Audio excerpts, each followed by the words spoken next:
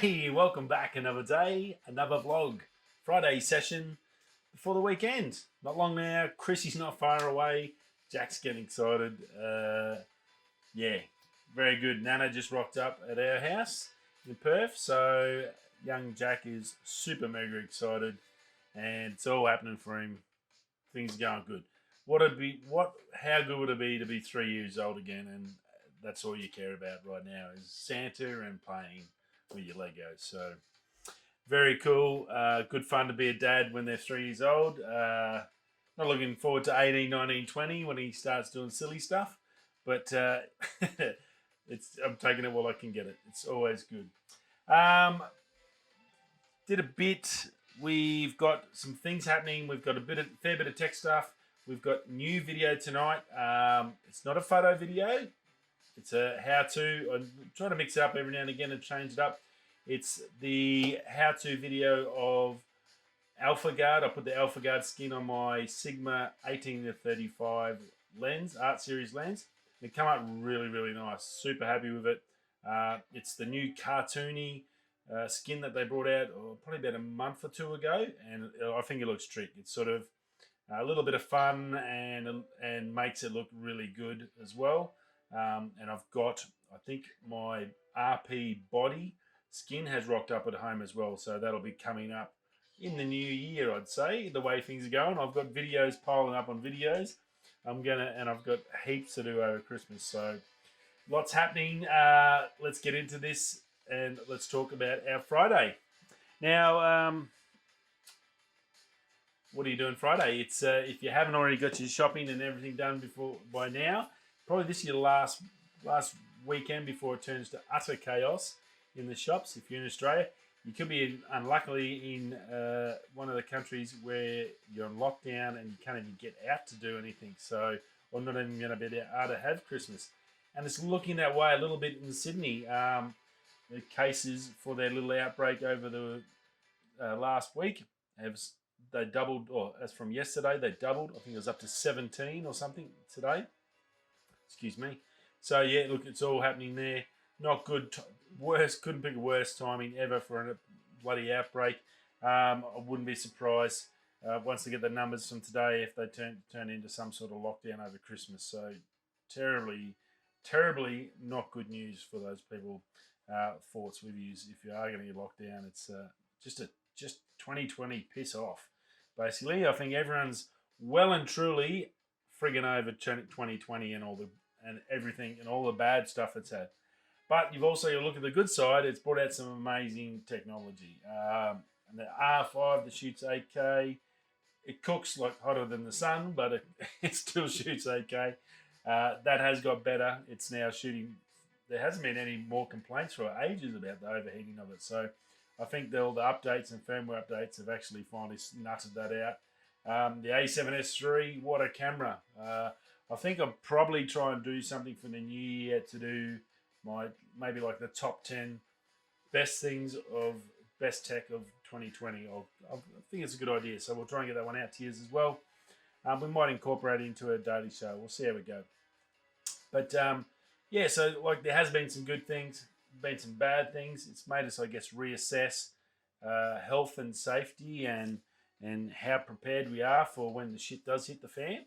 And 9 times out of 10, I think society's moving that fast. It's very hard to, I guess, step off the train, take stock, and then move back and go, rightio, yeah, I need to fix a few things before we keep going down this crazy path. So life does move fast. I know that all too well. I get 1 week a month off to see my family, and it just goes like that. So I really appreciate every second I do get with them. So very, very cool. Even things like FaceTime, like it's crazy to think that. I know when my dad was doing roads and stuff for years and years as a kid, we'd never see him for like 3-6 months at a time, and there was no FaceTime. You barely got to talk to him on the phone because you'd either be out or something. Mum might get to talk to him every day. That was about it. So you'd never see him, and then he'd come home and then be home and then he'd go bush again. So we grew up with that, and that was their lifestyle. And I guess nowadays it's a lot better in that regards. We've got the opportunity to make some good relationships, which is hopefully I can do with young Jack. So yeah, no, it's good. There is good. There's always good with the bad. The universe is a pretty good balancer of things. Sometimes it gets a little bit top heavy. Hopefully you're not having one of those days. So yep, chin up. 2021 is coming for all of us, and I think we're all very keen to see the start of 2021 and say adios 2020. Rightio. Speaking of communication and all that sort of stuff, and getting the bad things, Facebook and Google. Texas has lawmakers or whatever. I think the attorney generals or one of those people in Texas has filed a claim against Google and Facebook for conspiring to basically monopolize the advertising market. Huge big deal. Facebook's not having any bar of it. They're advertising saying we're not Apple. We're going to go against Apple because Apple's the new software with Apple basically blocks people tracking everything, and Facebook's saying it's going to lose jobs and all that. They don't mention nothing about that they're tracking people constantly. So look, just be aware. I've probably said it a few times, but I guess the easiest way to think of it is if you put it on the internet, it's there for life. You can never get it off. Never. Or you're going to spend a shit ton of money to get it off. So whatever you put on the internet, make sure you want it on the internet. Unfortunately, you're going to see my head every day. That's pretty bad, and it's going to be there. But at least maybe when I'm 60 or 70, I can look back and go, geez, good-looking young fella on that YouTube. But yeah, so Facebook's getting smashed. So is Google. Google hasn't really said anything. Facebook's coming out ready to blue. So we're going to hear more on that. Facebook's been getting hammered for a long time, but they've been doing some dodgy stuff and continuing to do dodgy stuff, and now advertising the fact that they're doing dodgy stuff, saying that that's a good thing. Somehow that creates jobs or saves jobs. So very weird. But anyway, that's 2020, 2021 for us. So very interesting. New phone out. Been a while since we've had a new phone. Now it's not out. It's a leak, big leak. OnePlus 9 5G, the brand new phone. Very interesting the fact that it only looks to have two cameras or two lenses in the camera setup, and there's another small one down bottom. Lew was talking about on Lew Later, and he's thinking it's probably going to be a time of flight sensor, the bottom one, but the two lenses are actually really big. It's got a flash and stuff, but so yeah, we've got like the Apple or the iPhone where they've got three. Well, this is basically back to a two setup, and this is possibly a flagship phone. So very interesting to see what it's going to do. Flip side of the phone looks pretty normal. Little punch hole in the top left hand side of your screen. Nothing really else out of it apart from that. Other than they're saying it's probably most definitely going to have that Snapdragon new chip, the 888. Yeah. Nothing more than awesome. The 865 and the 865 Plus from Snapdragon, the previous two versions, just amazing chips. The technology is awesome. So Qualcomm does a great job there. So whatever, if that's got that chip in it, it's going to be a powerhouse. So it's going to be a good phone. But yeah, very interesting. Why they're going away from the 3. Maybe we're going to see a change, and instead of more and more cameras and more zooms, we might go back to maybe 2 high-quality lenses or something along those lines. Pretty interesting to see. Now, if you're a Canon RF owner or Canon RF mount owner and you have ordered a 70-200 f4L series, so you had a lazy $5,000 sitting around, bad news, unfortunately, the delays which were Canon rumors were reported possibly January. That's now, he's saying now it's probably going to be pushed back till March. Look, I think you'll definitely get them around the March because we've got the Olympics coming up in June, I think June. So Canon's going to want all that glass out there with its pros. The 70-200s are pretty darn decent sort of a lens that gives you a lot of range. It's part of that Holy Trinity setup. It's not a 600 or something for like your major sports, but it's a 7200 with that compact range. It's something that people might be going to travel to go to the Olympics, might be purchasing, or have put an order in, we're thinking of going to it. So I reckon Canon's going to be pushing very hard to get this out. I can't see it being any later than March. That may see them having to give out a few refunds on pre-orders. So very interesting on that one. But yeah, a bit of sad news there. Now, Adobe 2020, I said, there's always good with bad. Amazon doubled its value in 2020, which is just insanity. And then we had a lot of other winners. Iron ores, the best price it's ever been. It's over $200 Australian a ton, which is just insane. Only costs us $10 a ton to make it, and you get $190 a profit net. So it's just ridiculous, the money.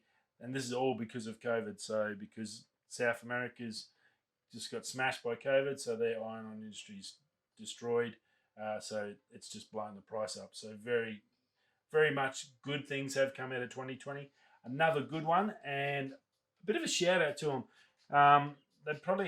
You probably don't realise it. I do appreciate what they did in March and April. So Adobe had a great year. So they had 15% growth in 2020, which is a huge task. I guess there was either winners or losers this year. No sort of mid-range. These guys are one of the winners. They went up to 15%, $12 billion worth of money-making activities, which is that's awesome for any company. You make $12 billion a year. That's just fantastic.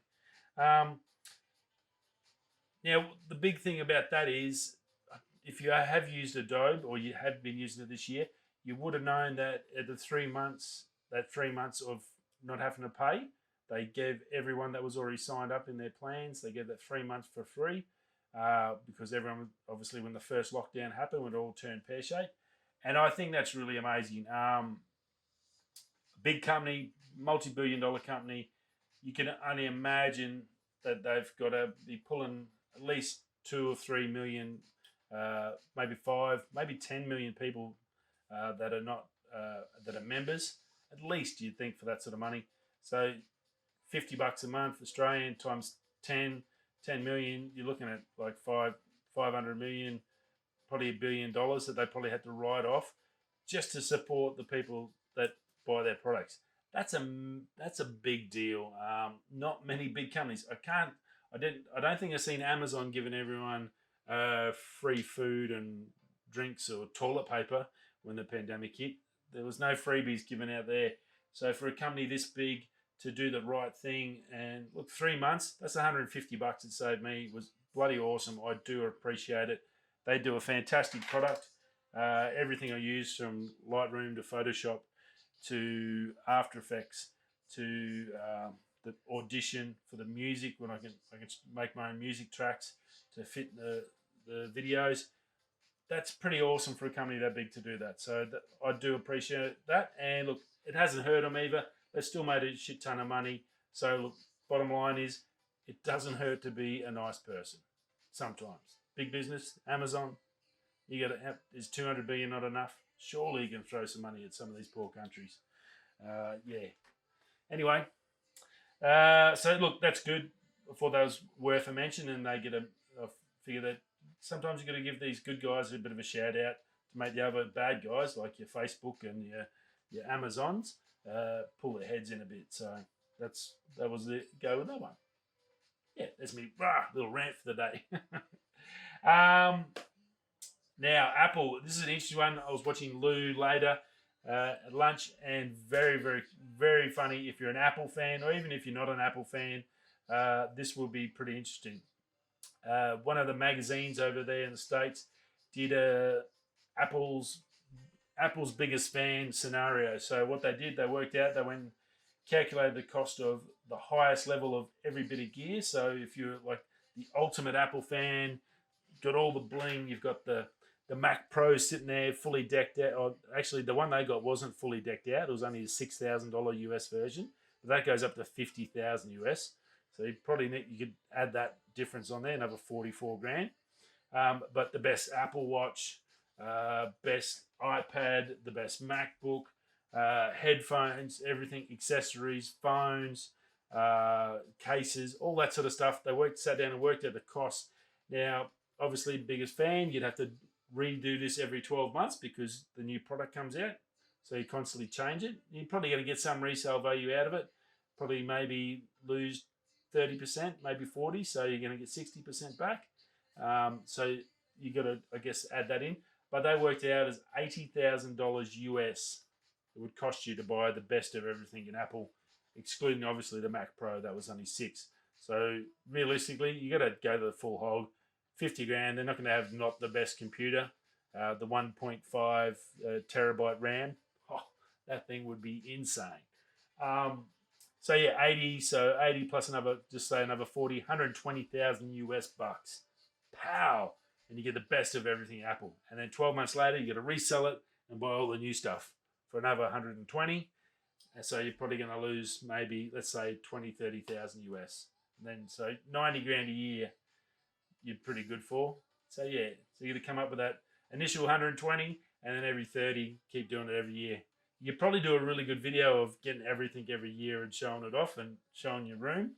Or if you imagine if you did that and bought the whole lot every year and just stacked it up, so you just kept every model and just built a whole room with all Apple stuff. That would be ridiculous. All unboxed. Wow. So yeah, look, huge numbers. That's a lot of money. 80,000. You're looking at well over $100,000, maybe 110, 115 Australian $1,000. That's just insane money. There's a lot of cash involved in the Apple gear. And the silly thing is, as Lew said, there's probably someone out there that's got it. He's guaranteed there'll be enough people on the planet. Someone there has got the full set, the full swag. Very cool. Thought I'd chuck that in there. And then last but not least, Zoox, I think it's called. Zoox. Zoox. Fully automated electric car. Very interesting. Basically, there's no driver's seat. It's fully automated. You basically make a call or you see it. It'll say when it's ready to go. I'm assuming it's going to be app based. Pay your app. You get in the car. You sit down. It's got wireless charging. This thing will just drive you around. It's got full airbag wraparound system. So if there's an accident, you're protected from behind with your seat, and then a full wraparound for your head, body, shoulders. You're even protected from the other passengers. It's a 4-door little car, so it's going to be like the Uber of the future. It seems like it's coming and it's getting pretty much built at the moment, so they're not far away. Some interesting stats that they put in there. I'm not sure how accurate they are, but it's pretty interesting. They're saying 94% of all crashes in the USA are coming from driver error. Eliminate the driver, you eliminate 94% of the accidents. It's a pretty big call. Look, when you talk about safety, and we get a lot of work in mining. Mining is a massively safety-orientated program. When you can sort of save 94% of accidents, surely you can see definitely why there's a market for this, and it's definitely, I think, going to happen. Probably a bit longer down the road for us once everyone's got their electric cars, and then these will start coming in as a cheaper alternative. Yeah, very, very cool. 4-wheel steering, so it can pretty much park everywhere. It doesn't have a front or a back, so you can drive into a spot and then it just basically puts the headlights on that way and then goes out that way. So very, very cool. Full surround airbag, said that. Now it's got a 133 kilowatt battery. Now that's saying that'll basically run all day. So that's good for these companies that'll be looking at sending these out and about. And it has twin motors. So yeah, look, plenty of grunt. Doesn't have much on speed and stuff. I think they're sort of still prototyping at the moment. But look, pretty funky bit of gear. I think I've seen something similar to one of these in Perth.